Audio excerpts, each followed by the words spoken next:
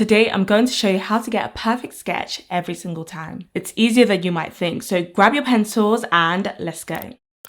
Hey people, it's Temi if you're new here, and this is definitely one of my most requested videos. How do you get your proportions together? So I'm going to show you how to do all of that, the 3 levels of this: easy, medium, and difficult. And you can decide which one you want to attempt depending on your skill level. And throughout, I'll give you some tips and tricks to help you, so make sure you watch to the end to grab those gems. The references I'll be using today can be found in my Pinterest board. Feel free to head over there if you want to grab them. I'll link them down below. For the easy level, it's all about tracing. I'm not going to lie to you, I'm not opposed to tracing. I know people have their opinions about it, but I think it's a great method to speed up the sketching process. Even professionals use this, and in my opinion, it's not cheating. So for this, I've printed out the reference picture and also a blank sheet of paper that I'll be drawing on. If you're familiar with my channel, you know that I love to sketch on a separate bit of paper anyway, and then I transfer it into my sketchbook when I'm happy with the sketch. I normally transfer it using a graphite transfer sheet, which is the exact same thing I'm using in this tracing step. I'll link the graphite transfer sheet down below, so you can grab one if you want, but alternatively, you could always shade the back with a pencil and then just draw over the lines like I am. And this is a very easy technique, no bells and whistles, just a quick way to get your sketch together and you can get on with the drawing. You don't actually have to use a graphite transfer sheet. Some people put it up against their windows so they can see the light through, or use things like a light box. So there are other alternatives I'm sure that you'll be able to find. But this is by far the quickest process, and it took me just over 5 minutes. If you really want to get a perfect sketch, you want to focus on the other parts of completing the piece, like getting the values right, getting the colors right, then I'm not opposed to starting out with tracing. It's obviously not going to help you to actually get your proportions right, but that then moves on to level 2, which is the grid method. The grid method is when you draw grid lines on your reference and in your sketchbook, and you just go line by line, square by square, trying to copy what you can see in your reference and into your sketch. I like to add my grid lines digitally because I'm not going to sleep here, but you can print the picture out and measure out the grid on paper if you choose to. I also like to print another blank sheet with the grid lines on because once again, I won't be sketching directly in my sketchbook anyway. The first thing you want to do is number the squares. So I've put them in letter order at the top and numbers down the left. The entire grid process is pretty simple. You're just trying to gauge where things fall in each square and record it on your sketch. I tend to start with the really large shapes, and I'm also looking at the intersections of some of the lines to help me guide where to go.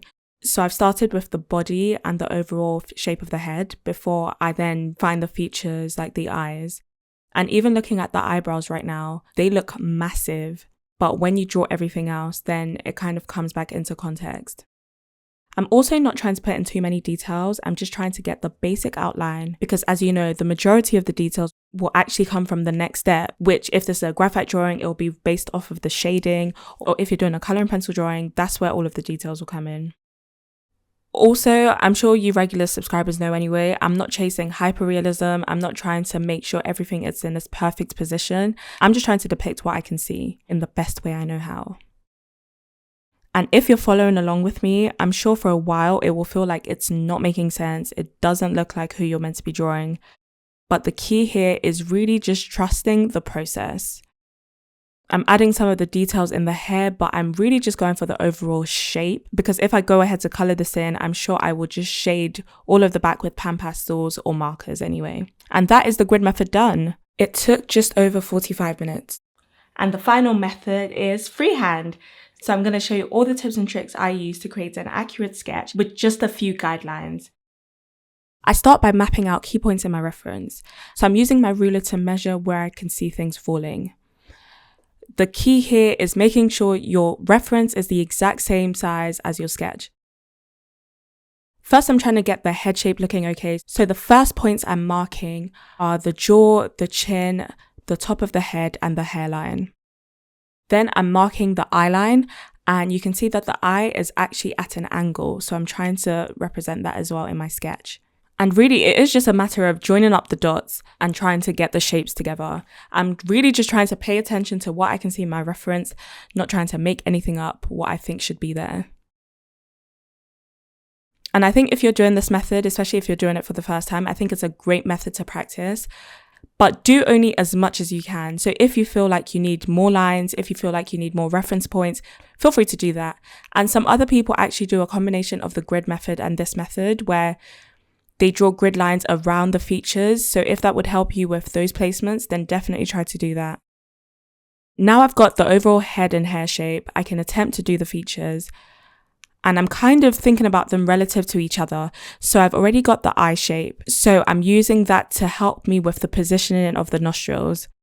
And then I'm using the nose to help me with the positioning of the lips. The biggest key point I can tell you is to trust the process. Make sure you have patience and make sure you have an eraser handy, because if you find that something is off, don't feel any type of shame to erase it and try again. Also, remember the sketch is basically just the outline of everything. So in that sense, it's going to look a little bit odd compared to the reference picture. And that's because all of the dimension is going to come when you add your shading, when you add your color. So in this sketching stage, try to think about the end point and the end vision, and don't get discouraged on the journey thinking it's just not looking good at the moment. This is definitely the most difficult level. Let me know down in the comments, what level are you on with your sketching? Are you doing the quote unquote easy method of just tracing your reference?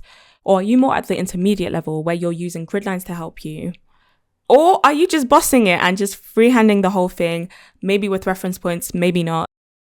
Let me know what stage you are down in the comments and what stage you're trying to get to. This freehand sketch took me around 40 minutes to do.